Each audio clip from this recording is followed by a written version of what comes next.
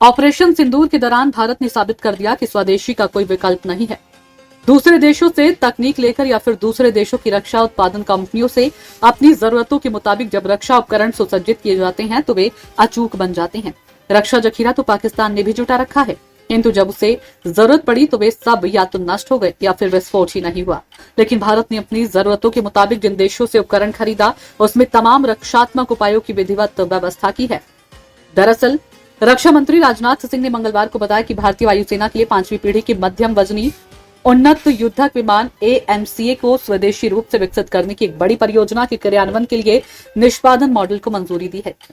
रक्षा मंत्रालय ने यह भी कहा कि इस निष्पादन मॉडल का दृष्टिकोण निजी और सार्वजनिक दोनों क्षेत्रों को प्रतिस्पर्धा आधार पर समान अवसर प्रदान करता है। कहने का मतलब तो यह है कि अब सरकार की इस AMCA को विकसित करने के लिए स्वदेशी विशेषज्ञता और क्षमता का उपयोग करने की दिशा में एक महत्वपूर्ण कदम है, जो एरोस्पेस के क्षेत्र में आत्मनिर्भरता की दिशा में मील का पत्थर साबित होगा। सच तो यह है कि इस दिशा में सरकार पिछले 2 वर्षों से विचार कर रही है। उल्लेखनीय है कि पिछले साल ही कैबिनेट की सुरक्षा समिति ने युद्धक विमान कार्यक्रम को सैद्धांतिक मंजूरी दे दी थी। रक्षा मंत्री राजनाथ सिंह उसी योजना के क्रियान्वयन की जानकारी मात्र दी है। सच माने तो मेड इन इंडिया का रक्षा उत्पादन क्षेत्र में 2014 के बाद ही जलवा देखने को मिला है। 2014 के पहले भारत में मात्र 32% ही रक्षा सामग्री का उत्पादन होता था। हैरानी की बात तो यह है कि 2014 के पहले हमारे देश में रक्षा उत्पादन कंपनियों में सैनिकों के गर्म कपड़े, जूते, बेल्ट इत्यादि भी बनते थे और उन्हें भी रक्षा संसाधन की श्रेणी में रखा जाता था। लेकिन तत्कालीन रक्षा मंत्री ने इन संसाधनों का उत्पादन बंद करने का फैसला किया और रक्षा उपकरण की तरफ ध्यान देने की बात की।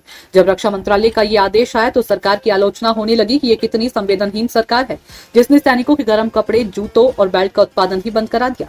किंतु सरकार ने उसी वक्त तय कर लिया था कि रक्षा उत्पादन कंपनियों में क्या करना है।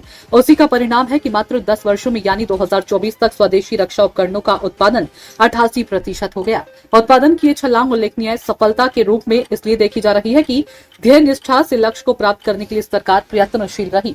ऐसा नहीं कि 2013 से 14 में रक्षा सामग्री का उत्पादन नहीं होता था, किंतु आंकड़ों के अनुसार 44,000 करोड़ से आगे नहीं बढ़ पाया था। मेक इन इंडिया के तहत उत्पादन में तेजी, गुणवत्ता बढ़ाने और जरूरतों के मुताबिक उत्पादन के कारण ये आंकड़ा 1,27,000 करोड़ तक पहुंच गया। अब हम आते हैं रक्षा सामग्री के निर्यात पर। 2013 से 14 में भारत सरकार रक्षा सामग्री का निर्यात 686 करोड़ तक करती थी, किंतु 2023 से 24 में यह आंकड़ा 21,083 करोड़ तक पहुंच गया। यही नहीं, सरकार ने 2030 तक का लक्ष्य निर्धारित कर रखा है कि आंकड़ा 2,500 तक ले जाएगी। आंकड़ों की उड़ान 2014 के बाद यूं ही नहीं आ गई है। इसके लिए सबसे पहले तो सरकार ने कमीशन खोरी की नियत बदली, सारा कुछ वुच ओपन कर दिया।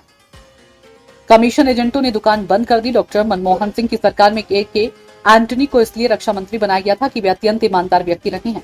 जब उन्होंने देखा कि राफेल की खरीद में कई एजेंट सक्रिय हो गए तो उन्होंने घोषित कर दिया कि सरकार राफेल नहीं खरीदेगी, क्योंकि हमारे पास पैसा ही नहीं है। यह किसी की आलोचना या प्रशंसा नहीं है, यही वास्तविकता है। ब्रह्मोस मिसाइल और S-400 के निर्माण का समझौता अटल जी की सरकार ने किया था, किंतु ब्रह्मोस को रूस की मदद से 2014 के बाद अपनी जरूरतों के मुताबिक विकसित किया गया और S-400 भी 2014 के बाद की ही सरकार ने रूस से खरीदी।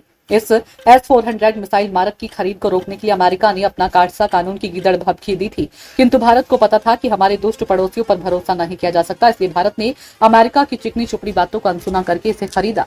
पाकिस्तान द्वारा चीन और अपनी मिसाइलों के हमले से S-400 ने ही भारतीय क्षेत्रों में रक्षा की। बहरहाल, अब जब चीन ने पाकिस्तान को स्टीलथ फाइटर जेट देने की घोषणा की तो भारत ने बड़ा कदम उठाते हुए खुद ही 5वीं पीढ़ी के स्टीलथ विमान बनाने की अनुमति देकर यह साबित करने की कोशिश की कि ये हम किसी से कम नहीं, हम अपनी जरूरतों को युद्धक विमान बनाकर देंगे। इसके लिए सरकार का संकल्प और रक्षा उत्पादन से जुड़े विशेषज्ञों के समर्पण की भूमिका को श्रेय मिलना चाहिए।